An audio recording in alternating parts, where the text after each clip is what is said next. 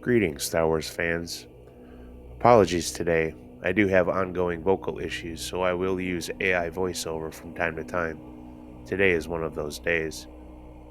Getting that out of the way, what follows is a general breakdown of the particulars and subjects that factor into the overall disinterest that has plagued newer Star Wars literature. By no means do I consider my own situation a failure. As stated in Part 1, I want to utilize that frustration to find out why we've gotten to this point, using what I've personally written as a resume of sorts while diving into something else entirely. Thus, Akari was born. There have been solid entries over the last few years that have added to the Star Wars legacy in positive ways, but alas, there still exists a disconnect between what we're given and what is expected. So let's dive in. How did we get here? As fans, we've waited for the fix-all assumed with the EU's Legends relegation. Perhaps we were too quick to assume anything. Believing there was a plan has only raised eyebrows in concern rather than excitement over the last decade, despite the wide-open market for books in general, flourishing in a time when most wagered they wouldn't be. How does this affect Star Wars specifically? It's challenging to find publicly released precise sales figures that definitively prove a decline across the board for all Disney-era Star Wars literature. However, we can examine several factors that support the assertion that creative constraints have impacted the literary landscape. 1. Shifting fan sentiment and online discourse. Vocal criticism. There's a significant amount of online discussion and criticism from longtime Star Wars fans regarding the limitations imposed by the strict canon. Many feel that the current approach stifles creativity and prevents authors from exploring truly unique and impactful storylines. You can find many examples of this on social media platforms, fan forums, and review sites. Nostalgia for Legends. The continued popularity of Legends material demonstrates a strong desire for the type of expansive, interconnected storytelling that characterized the EU.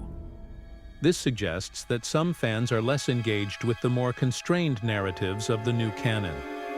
2. Authorial constraints and creative limitations. Canon restrictions. The established canon creates a rigid framework that authors must adhere to, limiting their ability to introduce new characters, storylines, and concepts that might contradict existing material.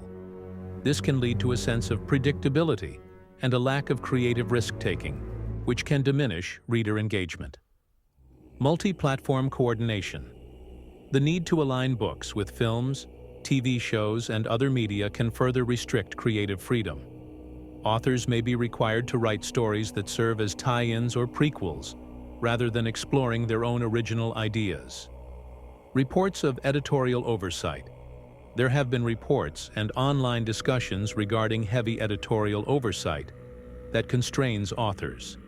This prevents some authors from creating the stories they would like to tell. 3. Publishing strategy and market dynamics. Uneven sales performance.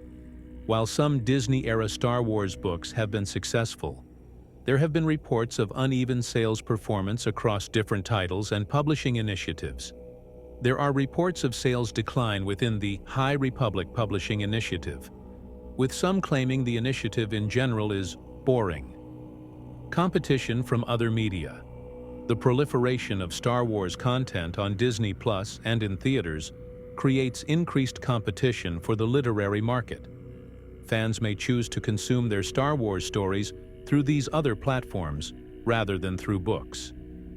The Legends factor. Diminished importance. The relegation of the EU to Legends status has inherently diminished its importance within the overall Star Wars narrative.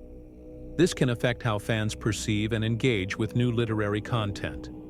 This has also created a feeling of loss by many fans of the stories they had grown to love.